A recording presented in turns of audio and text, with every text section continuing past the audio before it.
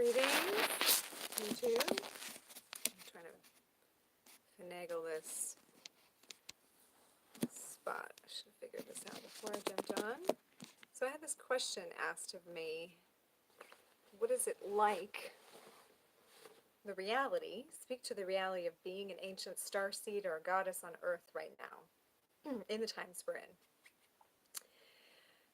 So I wanted to drop into that and just really feel into how to speak to that, because it is a very sometimes challenging and yet humbling time to be on Earth. I'm starting to more and more savor the journey to, I really started to see it less and less as the challenge that it's been, and really drop into the reality that we're creating, those of us who are star seeds, who are gods and goddesses incarnate, who are remembering and who are embodying what we came here to do. There is and has been this divide happening between us and those who are not in that mindset yet, and who are still living in a more filtered or veiled existence. So before this splitting has become more apparent, it has been more challenging. It has been feeling like sometimes no one can hear you, or that you're invisible, or that what you say is too far out there for people, and so you just keep much of it to yourself. But I think just with this last eclipse, even, that has shifted. That it, even as I'm tuning into it right now, it feels like it's not that way anymore. It's actually the time to speak, and the time to be gathered with our people, and the time to know what our possibilities are and live into them, and to basically know that our words are powerful and command certain things into existence, and to realize that we have that possibility, and to invite ourselves and each other into that. So I'm realizing more and more how very important it is to speak the truths that I see, and to be unafraid to speak them, and to know that it's okay however they're received, to also be honoring of another person's interpretation and sacred space, but it's okay for me to voice what mine is without the expectation that someone's going to exactly meet me in that same place, knowing that I can simply voice where I'm at, because I've got a specific job to do, so to speak, a vision to hold, a vibration to manage, a quadrant, if you will, of reality that is mine to manage. And if you do, then you also know that's true, or you're becoming more aware of that truth. And as together, we can learn, okay, so what quadrant are you, manning or womaning up, or what quadrant are you in charge of, and how can I serve you in that way? Who do I know? What do I know that can help serve and assist you in the starseed journey that you're on Earth, or the God Goddess journey that you are manning up on Earth or womaning up? What are you here doing? And we begin to reflect back and forth to each other. So for example, a dragon priestess sister of mine texted me this morning and said that she has jury duty on Monday, and how weird is that? And my instant thought as the being that I am is, oh, your presence is required in the court system. Your presence, your vibration, your frequency is required in that sector right now. And it's the same as if you get called into a hospital setting, or a library, or some kind of office building. Like, your vibration, I always think of it like my vibration was called here. I was called to walk these walls, these hallways, and to imbue it with my awareness and my consciousness, so that the awareness I hold is now also ignited and existing in this place. So everything that comes online for us, we get to see it as a significant thing, if we choose. That's the reality for me.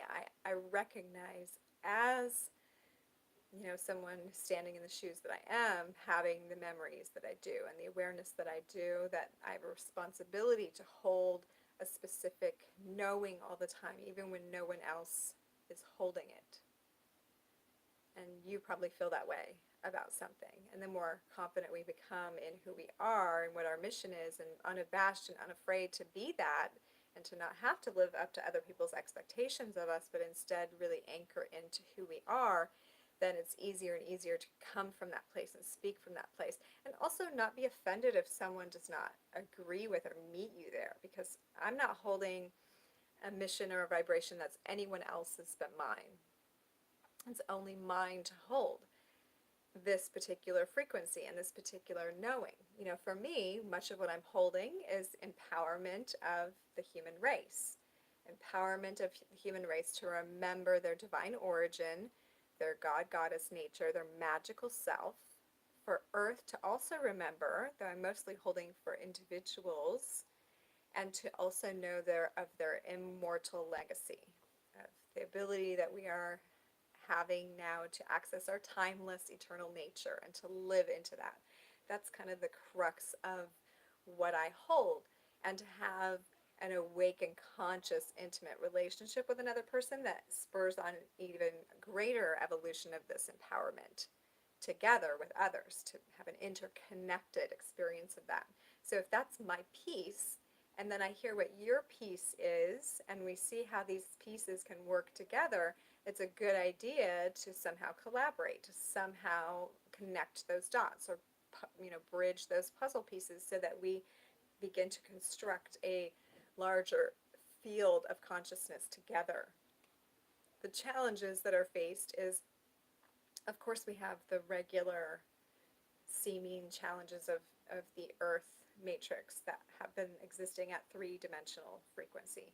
But knowing that we are what we are, not from here, or having activated certain codes in ourselves, then we also know that we're in charge, we're the people in charge of up-leveling those laws that have been functioning.